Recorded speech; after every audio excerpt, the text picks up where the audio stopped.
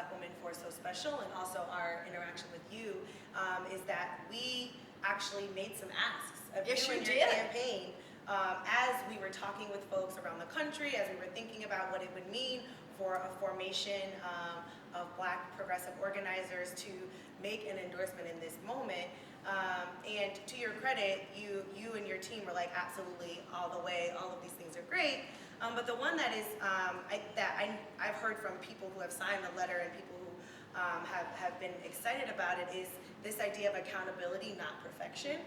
And knowing that as organizers, as political leaders, knowing that there is no one candidate or even one individual that will get it all right 100% perfect of the time, but that what we need to do, what we need to start getting in practice of is being able to be in conversation about accountability. Hey, you messed up over here, or this community was harmed by what you said, and I think that is a relationship. One, I was very grateful that you were enthusiastically into that, and also I think that that's something that we want to lean into and will continue to lean into in our conversation and engagement with you. So I almost raised that one as a thank you, and I don't want to downplay the significance of that, because from my memory, I don't know any formation, particularly of Black folks as this, that made an ask of a white woman like you, and that was like, yes, let's do it. And so I don't want to downplay that significance, and I also want to just name that is the dynamic and relationship that we're excited to have with you. I'm excited to have that relationship too. As you say, you lean in, I lean into this too. Yeah. Because I understand it exactly the same way you do. Nobody's going to be perfect. Try. You do your best, and you try by consulting in advance, but you miss things. They just shoot right by, and you don't see them, or you misunderstand how something works. What I want is, come tell me, and let's get it right. And I believe that what would happen if we could do that in our leadership, in our changing our country, we don't have to dig into positions that aren't working. We get something wrong, you ought to be able to say, got it wrong, but I'm going to try to get it right now. Let's see if we can get that right. Amen. That's how we make some progress, and that's what I'm determined to do.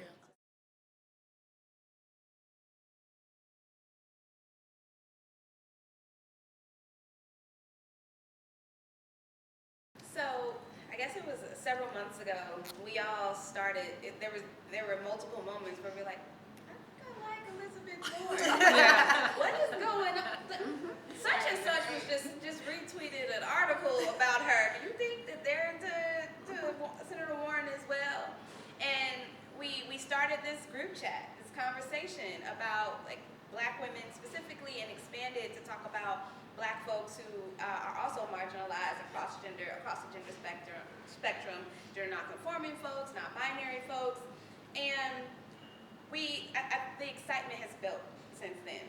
Okay, what would you say to the 18-year-old, to my mother who just turned 54, who's a domestic worker, to the Black woman that you're gonna meet in Atlanta, the 40-year-old gender non-conforming person you'll meet in Chicago, to get them excited. Like, what is it about the various plans that you have? How is my life going to change with a Warren presidency, a Warren administration? What am I gonna run down the stairs for? What am I gonna knock on doors for in Chicago's below 10-degree weather? What about you, and specifically about the plans that you have that are gonna excite me? So, this is a great question. and I want to start with, this is why we have to be willing to dream big. Nobody's showing up for, I'm going to cut your student loan debt by 6%. Okay. Right? Well, I'm not a 10-degree lower. We got a lot, right? Yes. We got a lot that's broken in this country. I mean, badly broken. I don't have to come to this table and talk about that. Badly broken and been broken, not just in the last 2 years, it's been broken for centuries. So, badly broken, if all all you're going to offer is a nibble, if all you're going to offer is, well, it's 2% over, 3% over, then the truth is, yeah, there are going to be a bunch of folks who'll show up to say, not that guy, Yeah. you know, because he's terrible. But that's not much enthusiasm. And here's the thing, it's not going to help people up and down the ticket, and they need help. Yes. They need help up and down the ticket. We need to win. We need to be winning in Georgia, and we need to win in North Carolina and South Carolina. We need to win in Florida, and we need to win in Utah. We need to win in Arizona. We got a lot of places. We need to get out there and be competitive and be in these fights. But you don't do that on a nibble. You don't do that on a little yeah. So part of it for me is to say it's about big ideas, big solutions to meet the big problems, the kinds of things that are going to inspire people, the kinds of things that are going to say to folks that this is the lifeblood of who we are. So everybody across this country understands who and what a Democrat will fight for. I don't want this one. Right? I'm just tired of this. And that's both halves. It's big ideas, and you will get out there and fight. Because I think that's part of it. This goes back to the point about perfection. It's not that any one idea is like the perfect, although I think some of them are really good. There are some good ones. Yes. But it's the whole idea that we'll do it. It's the whole idea that we'll take on the big fight. Yeah. So we will take on the big fight in an economy that has been tilted against black folks since the beginning of time. Right? We will take on that big fight. We will take on that big fight in healthcare. Take on that big fight against a healthcare system that just repeatedly makes the playing field look like this. Shall we talk about maternal mortality for African American women? But it's all through the range. Shall we talk about cancer alleys that we have in black communities? No. We will take on the big fight on climate change, and racial justice will be right at the heart of it.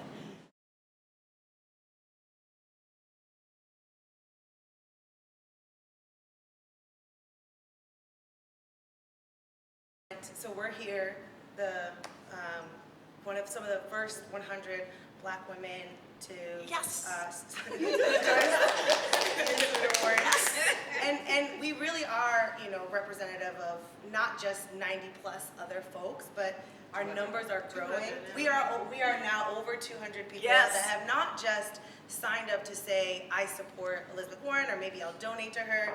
These are 200 trans, cis, gender nonconforming Black folks who have put their names on the line for you and with you. And I know what it means to me. I would love to hear and would love to be able to share with our community what it means to you. It means the world to me. Because this is why I ran for president. It's to make this democracy, this country work, not just for a thinner and thinner slice, but to make it work for everyone. And I started this with an open heart, hoping more people would make this their campaign, because that is what makes it strong. That is what builds the foundation, not just to win, but to make the change. And that's what I want. I want to win this, you bet, in 2020. But I want to make real change come January 2021. And the way to do that is all of us being part of this. The way to do it is to say we can't pretend we're going to make it 5% better. We've got to have the kind of big structural change that says that people who've been doing the hard labor for a long time, that it's them. They're the ones who get to come to the front. They're the ones who help us figure out what are the right policies to move forward, what are the changes we need to make. The people who are on the front lines every day in these fights in their own lives, crushed by student loan debt, can't pay medical bills, stopped by the police because of the color of their skin.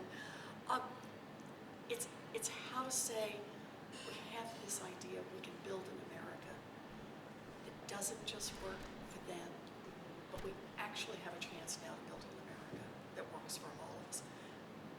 And And it starts with 100 black women. I would agree. Period.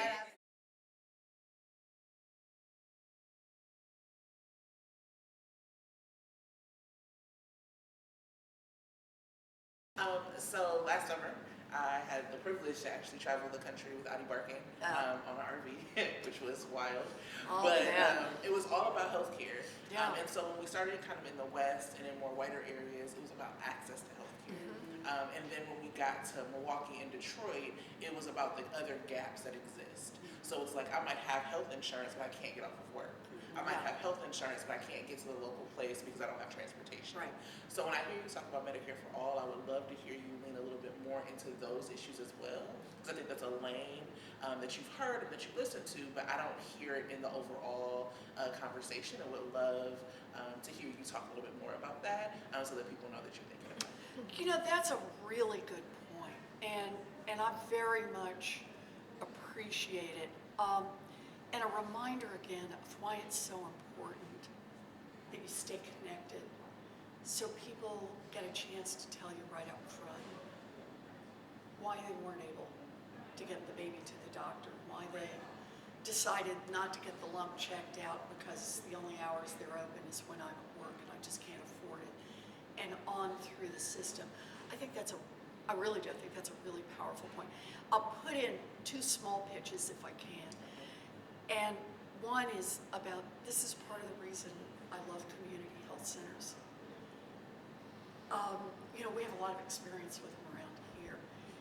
And the whole notion that these are centers that are located in communities, they're open late at night. They're open early in the morning. We actually have a community health center right here in Boston. It's open 24 hours a day. Because they recognize working people, it's bad enough to be sick, to be worried about the lump, but also to have to take off a half a day for a doctor's appointment. You just can't do that. Being able to have smaller centers that are all around the country, I think is just a really important part of this. A second part that I picked up, going back to this question about what you learned when you're out talking to people, is talking to people in states that didn't do Medicare expansion. So being in a place like South Carolina, where they just said, no, we're not going to do it. And that means lots of folks, Georgia, not going to get access to healthcare at all. And one of the reasons that I support Medicare for All is it skips the states and is a direct relationship between the federal government and every single person in this country. So there's no, this state opts out and says lots of folks can just do without health care. It says, just like your Social Security check, this is between the federal government and you, because as a nation, not just state by state, as a nation, we're going to make an investment in healthcare. Healthcare is a basic human right for all our people, and we're going to get out there and fight for it. Senator Warren, But I'm going to talk more about transportation. It's a good point. can I ask you a question on the Sure. counter side? Sure. I think that, I come out of labor, right? Uh-huh. So for some people in labor, they had to work to get that, Sure they that did. health care. Yep. And there's this narrative out there that is saying, well, your plan takes health care away from people that fought to get their private insurance. And I've got a girlfriend in Atlanta who I told her last time I saw you, I said, I like Elizabeth Warren. And then she came back to me a couple months later and said, I think so too, but is she gonna take my private health insurance away? Right. And I know that you are working really hard to help people understand your position, but I do feel like I know you're going down to Atlanta, there needs to be more for people that feel like their families had to work to get the health insurance that they have. They don't necessarily trust the federal government system, and I understand why. They don't trust the federal government system of health insurance. How do we make those folks feel better? Because you already know that healthcare is like the #1 issue for our community. Yep. And being able to say, she's not trying to take your health insurance, she's trying to provide health insurance for all people. A stronger argument is going to help us be able to move the message forward. So I like your point. Let me do it 2 ways. Let me do it first on the narrower, on the union question. Because people did bargain for this. This is part of their compensation. Here's how I look at this, and this is what right now is in my pay for plan.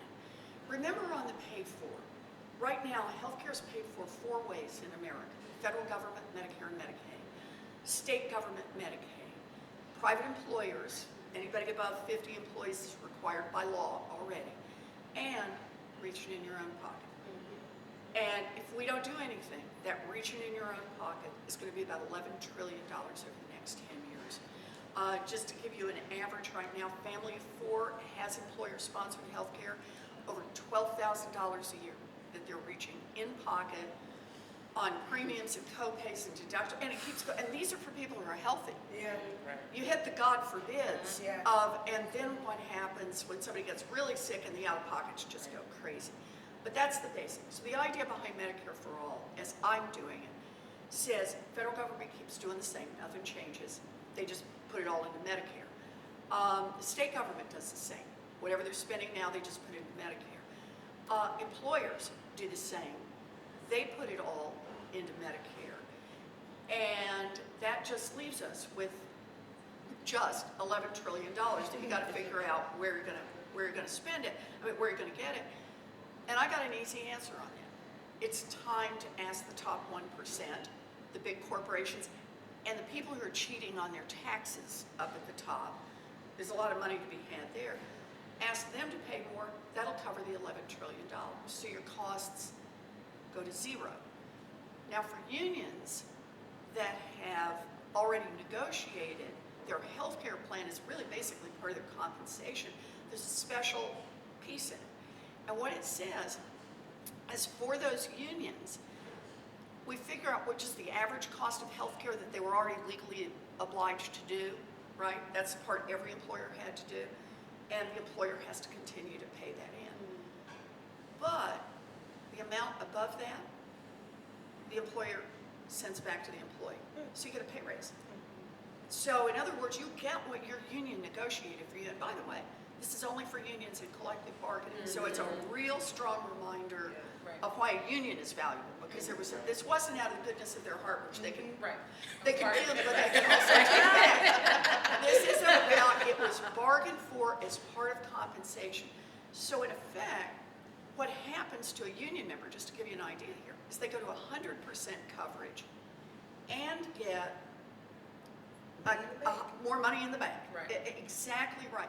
And then just one other small part that you may want to think about. I was talking to a union leader today. I met with some union folks yesterday. If you don't have to negotiate over health care on every contract, so you're not negotiating over something that the price goes up every year, and you've got to go back to your membership and say, here's what I did for you. You're only going to have to pay a little bit more on health care. And there's no raises this year, or a 1% raise. Nobody feels that in their pocket. If you pull that one off the table, and your negotiation is now salaries and pensions and keeping jobs in America, Or anything else. Or anything else. The options are open now. the options are open, and that one levels out. And I will say, I had some teachers saying to me the other day, the thing they liked about it is they hate it when they go into the negotiations in their towns, and people say, well, I don't have health care, why should the teachers? This one takes that off the table and just says, you know what, we all got health care, because that's who we are as Americans.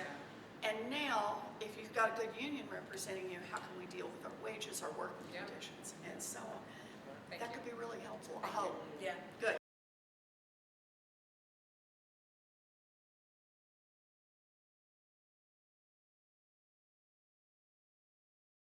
Part of what I hear you naming, and something that I think we're all agree on, is, you know, we are often some of your best messengers. Yes. Right? Yes. And it is what you say, what your campaign says, the ways that you move can help us in delivering that message. And so I think, like, particularly as there's some issues around criminalization, whether it's marijuana or even an immigration, right? How we talk about communities being criminalized, individuals' identities and experiences being criminalized. I think that one, sort of thing I would encourage you to do is to lean even more on not just these are the policies that address that, but speaking to how you understand or how you've come to understand based on the conversations that you've had about what that criminalization means what, again, and you know, language and words matter, right? And so for us, it's abolish ICE, period, like all day. And I think that whether that's your language or not, it does matter for us to hear how you're shifting in naming how people are criminalized, how experiences are criminalized, and what, not just what you'll do about it, but the impact of institutions like ICE on our communities, on the criminalization. Because again, like you were saying, picking up each other's fights. Some of us come from immigrant communities. Some of us do not. I think that that's one of the beautiful things about the Black Women For space is that we are, you know, we are not a monolith, even among progressive Black folks, right? And so making sure that as we're talking about the criminalization and policing of Black communities and the legacy of slavery and Jim Crow and all of that, that we're also naming and talking about the criminalization of immigrants, migrants, whether they are from Central America, South America, Asia, or even from the Caribbean, from Africa. It's really important for us that understanding is reflected in how you speak about those issues, and also that we have the resources to communicate that to our folks as well. I think that's a very helpful suggestion. Yeah. Thank you. Mhm. Good. And that the narrative of how you've evolved. I think that that's Absolutely. I feel like at these tables we hear that, but I think that the more people that can hear the impact of these conversations and how they've had, what that journey has been like for you, I just know for our people it lands really well. Absolutely. Good. Because what it does is it turns that cautious optimism into optimism. Yeah. It makes that shift. It's like, oh, I see how Senator Warren got there, and this makes sense to me, and it absolutely tracks with how I was feeling, or I remember when I made that shift myself. So Absolutely. those narratives of That's how helpful. the policy Yep. has shifted are really, really good for us to utilize. Good. Yeah. Good.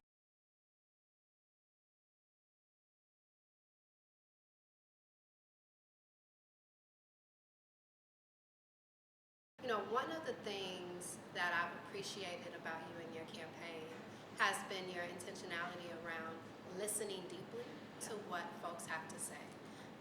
Your intentionality about being in community and engaging community consistently, right? But that deep listening is what's been really key. And not only just listening, but then listening that turns into action. And so, like, a big part of the work that I focus on is around shifting this understanding or paradigm around what governance is, right? And shifting it to something that's more reflective of a true democracy around people really having the power to govern. And so I really would just love for you to talk more about your commitment to that, or really around the commitment to be that representative, to listen to the voices of community as you've done, and how that'll transition into the presidency. No, you're so right to describe this as listening, because it's the listening that has shaped this whole campaign. And I'll give you actually a very concrete example about that. Climate. We face a climate crisis, not just in America, but around the world. The urgency of the moment cannot be overstated.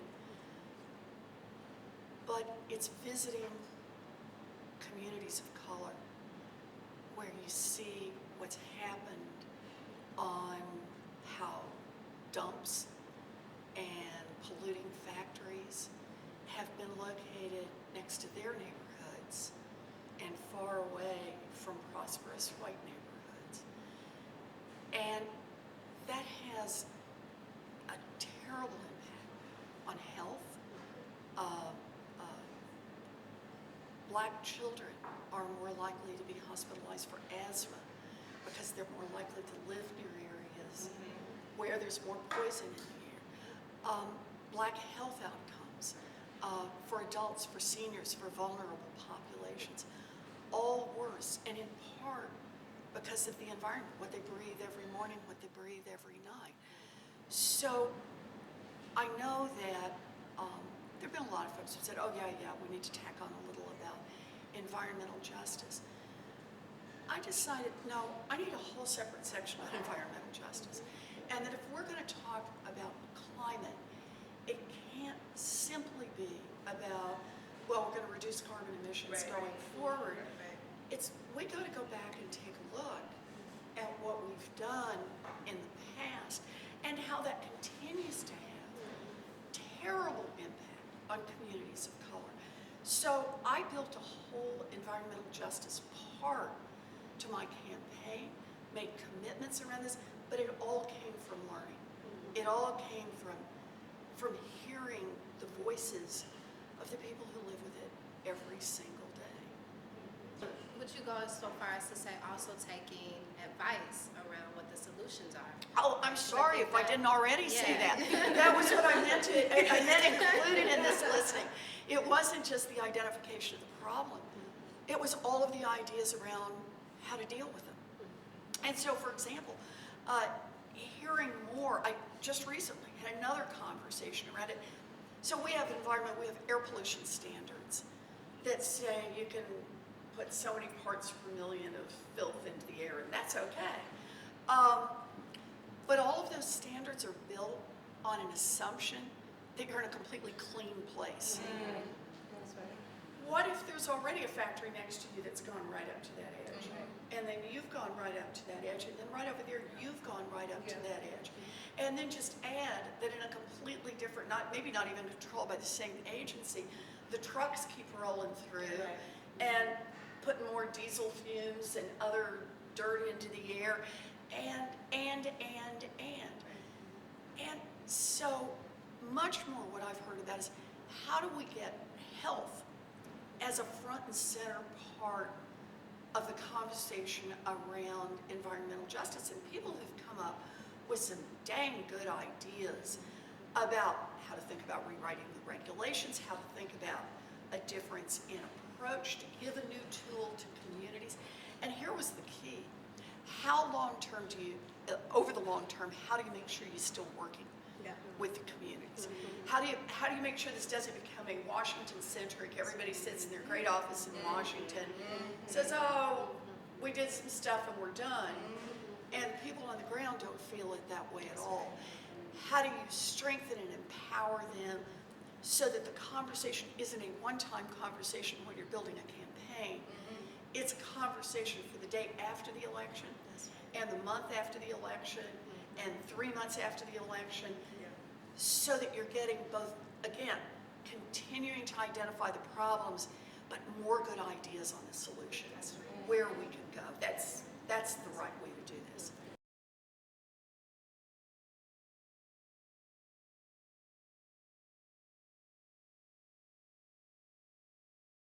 Thank you again for this time. My name is Enchanta Jackson, and I'm from Kentucky.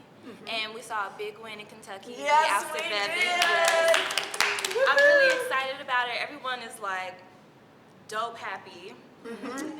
But I just am curious your thoughts on how we can continue that momentum. Like, I've heard a lot of people talk about, okay, Mitch is next, you know? But people sleep on Kentucky. People sleep on places like Kentucky. And so people sleep on the black people that are in Kentucky. They pretend like we don't exist. My family doesn't exist. So I'm curious to hear, what are your thoughts on like keeping that momentum going? And even what are your thoughts on that win in particular? Like, what does that speak to the moment that we're in? So the way I see this, the win is fabulous. And part of the reason the win is fabulous is it gives the rest of the nation hope. That, whoa, wait a minute. Enough people get engaged, made sure he had the resources. There are people who chipped in their $10 from all around the country to help the new governor make it. And that encourages everyone. I hope it's going to have that same effect within Kentucky, that wins help us win more. Because they do. They take cautious optimism to full-blown optimism, to over-the-moon optimism, right? And that optimism fuels, I'll get out and knock doors. I will talk to the people next to me in line. I've believed for a long time that the single biggest voter suppression is just to tell people it doesn't matter. Just, you know, they're all the same, and they're not going to do anything for you, and it doesn't really matter. Everything's going to go on the same. Don't bother. Because if you can keep people from voting, then I guarantee rich folks are still going to show up, right? Because it's true. It's true. They're still going to show up, and they get to pull the democracy the way they want. Now, when people see another spark of hope, when they see, oh man, and that's a big win. That got a lot of attention, and now you've got someone who can expand Medicaid, Yes. right? Who's at least got a shot, who gets in there and fights for it from the top. That literally could be life and death to people across that state. And as you say, it gets people to say, you know, maybe Mitch McConnell, maybe that is a fight worth getting into. Maybe that is worth getting up an hour early before work to go in and volunteer. Maybe it is worth holding a sign for, I could agree to do that on Tuesday afternoons out on a street corner, and all of that helps build momentum. And so I just see it as huge. And that's why I say, think of it this way. When I decided I was going to do this grassroots, spent all my money on organizing, think of it as two different ways to run for president.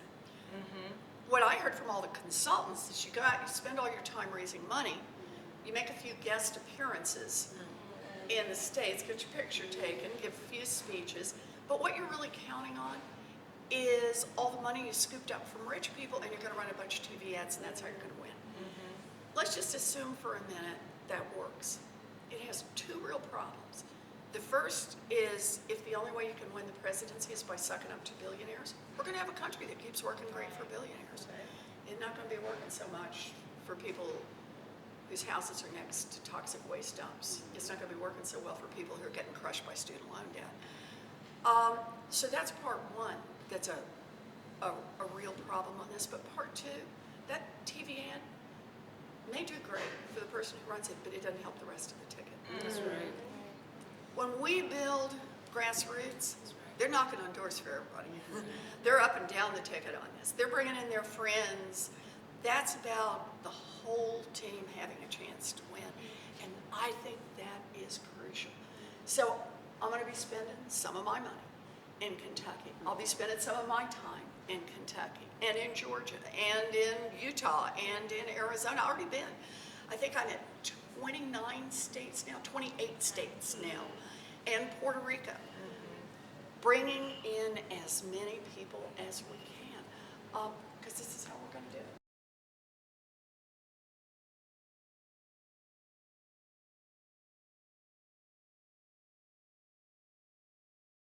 First, I want to thank you. A little over a year ago, you and Representative Presley were down at Clayton State University. Stumping for my forever governor, Stacey Abrams. And about a year ago, we were ballot chasing in those final days before her brilliant non-concession speech to try and recover provisional ballots of those who were forced to vote provisionally in that election that was stolen. My question for you is, we're looking forward to seeing you in Georgia again. Yes. And I guess before I get to that, I just want to remind you that Georgia is more than Atlanta, and I know you know this. But we have amazing people doing great work in Savannah, Macon, Columbus, Georgia. One of your top canvassers, I think it was last week, is Yvette Maxwell, who is in Columbus, Georgia. Down in Albany, I mean, we have real fighters in rural areas who are like hungry to see themselves in a national campaign, and they saw that already with the way Stacey's race was nationalized, and our hope is that we can get more people on board with your campaign. My question does come as we are seeing the sophistication of voter suppression. This is not our grandparents' voter suppression. I mean, this is very, tinkering around the edges of the legality in terms of voter purges and the blatant falsehood of non-citizens being able to vote, non-existing voter fraud. So I do know that you do have a pretty robust voter protection, anti-voter suppression, democracy reform, platform, and really appreciate that. I'm just curious about you as a leader, as an advocate, like before we get to, because we're trying to get to President Warren in January 2021, but we know that between the sophisticated disinformation network that we've already seen, through the shenanigans we've seen with even Facebook, I mean, there are all these different facets that do pose this extra challenge on us getting to January 2021, and I just wanted some of your thoughts on, like, how do we build the infrastructure to support the anti-voter suppression effort that we need to have to make sure that you win, but that also we see the down ballots, and thank you for your work in supporting down ballot candidates, that we see down ballots also rise and thrive in 2020. So that is a great question, and you are exactly right in how you look at it. I've got a strong voter protection plan, but we've got to get the majority to get it passed. Mitch McConnell is not interested in that. I know you're shocked to hear that. shocked to hear that. So the big question for us right now is, what do we do to get ourselves to 2021? And then we know, we got it pretty well mapped out what we do once 2021 comes. And the answer is, we learned from Stacey, is we just got to overwhelm them. We can't come close. We can't, the idea is not to win by a point or by 2 points. We got to come off the sidelines and win by such big numbers that they can't throw out a few ballots, they throw out more than a few. They can't throw out ballots and cause our side to lose. So this is about us. And I think my job in this one is to go down and visit as many places as I can.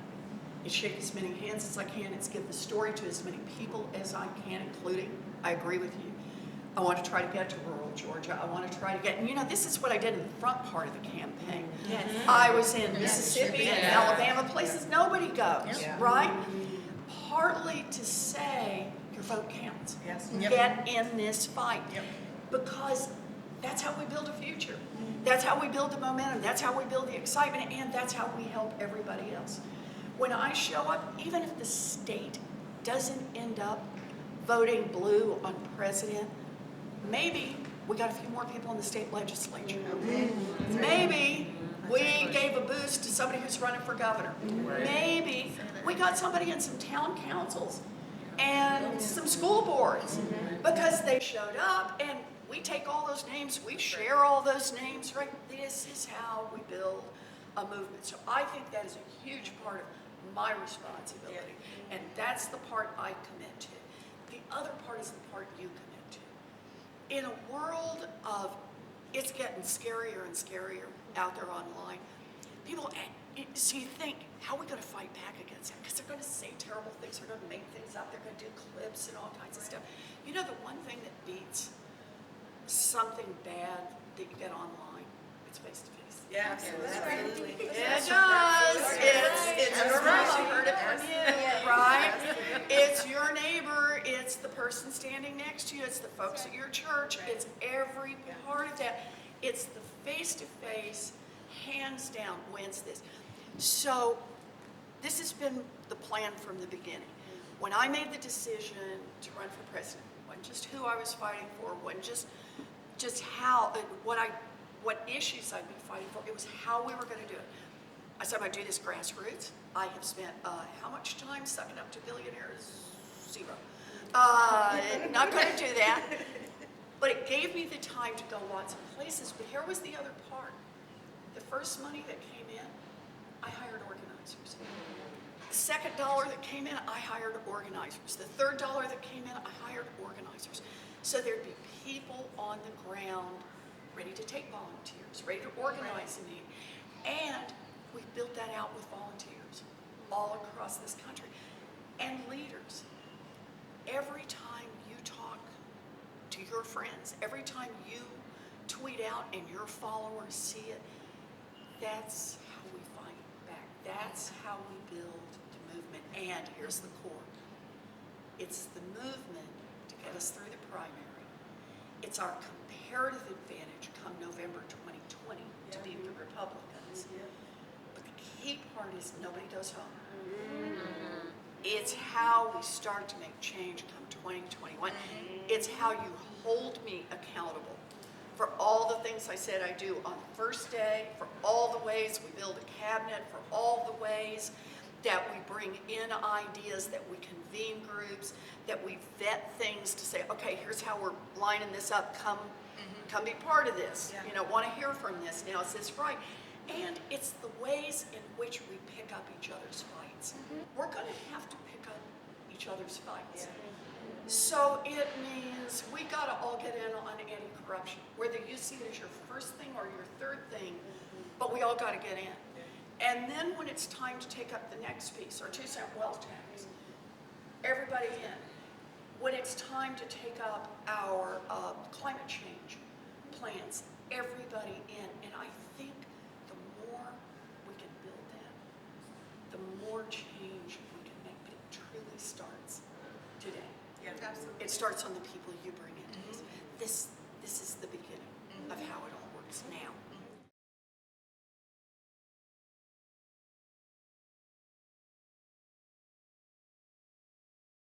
I want to say, as an organizer who really believes in movement and believes in the power of us coming together to do things, I want to thank you for committing to organizing, committing to building a movement that has not just Black women and our community at the table, but actually has us central to the table and central to the discussion. And I want to also articulate that, like I said, there is a lot of enthusiasm in our community for you, for what you're building, and everything that we're naming, from being receptive to listening, and then articulating the listening and the changes and the shifts that you've made out to folks because of what they've shared, right? That goes a long way. Like holding true and holding fast to your very progressive stances, not just the wealth tax, not just Medicare for all, whether it's abolishing ICE, whether it's addressing mass incarceration totality, like that goes so far for us to be able to do what we do really, really well. Just raise something that most people don't talk about, and those are our political prisoners that Yes. have been inside prison walls because of their stance against, racist oppression that has happened in this country, and they're aging. And so it's a whole movement around like freeing our aging loved ones. And Black women carry the burden of our loved ones that are incarcerated, and the separation of our families. We carry that burden financially, emotionally, in raising children in so many ways. And so, I just want to thank you for consistently raising the racial analysis and all of your points that you make, and ask you to also lift that as you continue to talk. That's a very powerful point. And one of the things, based on conversations like this, that we put right into the overall mass incarceration piece that we put out is about moving over to the White House, a board to make recommendations on clemency, and just acknowledging, particularly as you say, people who are aging, they don't pose a threat. People who don't pose a threat, we just got to move over and stop incarcerating these people. And we have to think about what integrating back into a community means. Actually, can I push one back at you and everybody at this table? It just again comes from the conversations. We talk a lot about nonviolent offenders.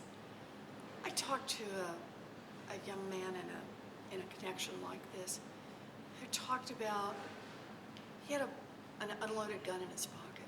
That makes him a violent offender. Right. And he said, does that mean my life is now worthless? That's right. That's right. Can't just be Nope. nonviolent. That's right. Like, Nope. you can't just. Nobody got hurt. He served his time, and yet he always falls on the wrong side of even a conversation about what it should mean in America to say, you paid your debt, and now you get to come back. And there's so much that is broken. But it is the reminder that the chance to be with people who are touched by the system, people whose lives are torn apart by this system, is the strong reminder we have an opportunity to make change. And if we fail to do this, it will be our moral failing. This is not one we can look away from. So thank you. I think you're exactly right on this. So I love this. I love every part of this. No, I love it, and we're going to keep it up in both directions. I so much appreciate every time you say, here's how you could do this better. Here's how you could do a little more of that. Do a little less of this. Here's how you could do a little more. This is helpful. Always to know these pieces. I won't remember them every minute, but you keep trying to integrate them and learn them. But it's also about, from the beginning, building accountability into this. I'm not here just to ask you to help me get elected president. I'm here to ask you to help me change this country. We're down. All right. And done.